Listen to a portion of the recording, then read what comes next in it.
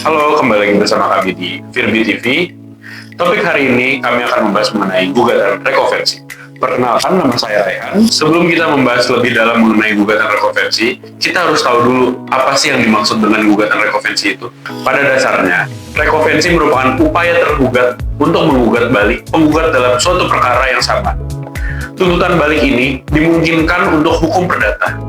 Gugatan rekonvensi dalam hukum perdata dapat diajukan untuk mengimbangi gugatan penggugat dalam pasal 132 huruf A yang didefinisikan sebagai gugatan yang diajukan tergugat untuk diajukan penggugat kepadanya. Gugatan tersebut diajukan tergugat kepada pengadilan negeri saat berlangsung proses pemeriksaan yang diajukan penggugat. Gugatan balik sering diajukan oleh tergugat yang merasa difitnah. Suatu tuduhan dapat dianggap fitnah jika memenuhi pada pasal 311 ayat 1 KUHP, yaitu tuduhan yang tidak dapat dibuktikan kebenarannya dan diketahui tidak benar oleh pelaku.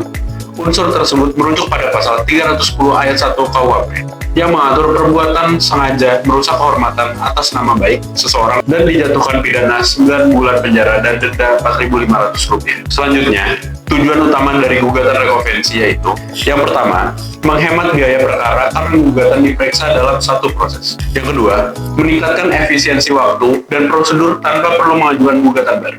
Yang ketiga, mencegah putusan yang bertentangan dengan pemeriksaan menyeluruh terhadap kedua pihak.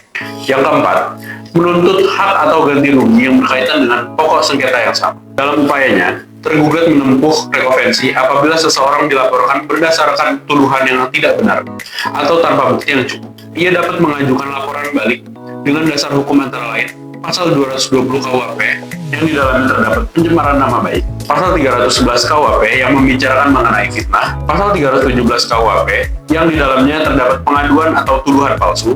Pengajuan laporan balik harus didukung alat bukti yang menandai serta didasarkan pada ketentuan hukum yang relevan. Dalam contoh sengketa sederhananya, sengketa pembayaran, penggugat mengajukan gugatan konvensi karena tergugat belum melunasi utang. Tergugat kemudian mengajukan gugatan balik rekonvensi yang menuntut ganti rugi akibat pelanggaran perjanjian yang sama, seperti keterlambatan pengiriman atau ketidaksesuaian kualitas barang karena berkaitan langsung dengan pokok perkara. Penggugat membuktikan tuntutan utangnya, sedangkan tergugat membuktikan kerugiannya. Pemeriksaan bersama ini membuat proses lebih efisien, menghemat biaya, dan mencegah putusan yang saling bertentangan. Jika Anda sebagai tergugat ingin mengajukan gugatan balik atau rekonvensi, ada beberapa ketentuan yang wajib dipenuhi agar gugatan tersebut dapat diterima dan diproses oleh pengadilan. Yang pertama, hanya dapat diajukan tergugat dalam perkara konvensi atau gugatan awal. Yang kedua, diajukan bersamaan dengan jawaban pertama tergugat. Dan yang ketiga, harus ada hubungan erat dengan gugatan awal. Yang keempat, diajukan secara tertulis dan memenuhi unsur gugatan. Kelima, memenuhi syarat formil dan material gugatan perdata. Dan yang terakhir, disampaikan kepada majelis hakim yang memeriksa gugatan asal. Pada kesimpulannya, gugatan rekonvensi memberi hak kepada tergugat untuk menggugat balik penggugat dalam perkara yang sama. Dasarnya diatur dalam pasal 132A dan pasal 132B HIR dan pasal 157-158 RBG.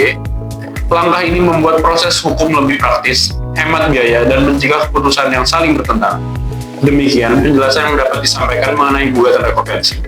Semoga ini bisa menambah pemahaman kita semua. Nah pemirsa, jika Anda mengalami persoalan serupa atau ingin berkonsultasi lebih lanjut mengenai masalah hukum, Anda bisa mengunjungi www.firbilawfirm.com atau www.konsultasihukum.co.id. Sekian dan terima kasih.